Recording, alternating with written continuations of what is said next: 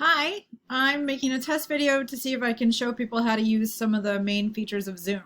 So I have this video set up with something called ScreenCastOMatic, which is a free program that Annie knows about and now I know about that lets you record talking into your computer and whatever you have on your screen. So this could be an option for people who want to make recordings, not use Zoom for their online classes in spring quarter. So I'm signed into my Zoom account. No one else is in here but me, which is why I'm the only thing you can see. But I want to show people some of the basic functionality of Zoom in case you do want to use it for office hours, for your TAs to use for their discussion sections, or if you want to broadcast your lectures from within Zoom instead of pre-recording and then uploading to the YouTube channel. So down at the bottom of my Zoom window, I have a bunch of different options. So I can turn my video on and off. It's probably a good idea to just leave your video on whenever you're in your room. You can invite people. So if I click on this, it comes up with a list of everybody I think at UCR who has an account or who's ever been in one of my classes. I can also just go down here, copy the URL, which is the direct link to my Zoom room, or copy the invitation, which is the really long, full of information email with like different international phone numbers and ways you can call in if you can't use the Zoom app or click on the link.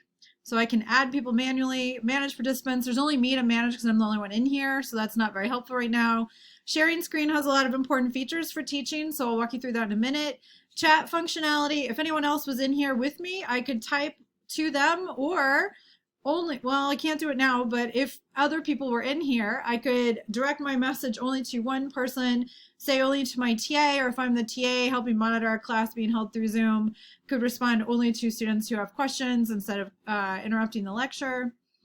I have record options, so I won't do this, but the two main options are to record onto your hard drive of your computer or record to the cloud. So the cloud is actually Zoom's cloud, which means you can tell it to record your whole lecture, everything you're showing to people. There's a way to set this camera up so that you can share your screen but also have your video projecting at the same time.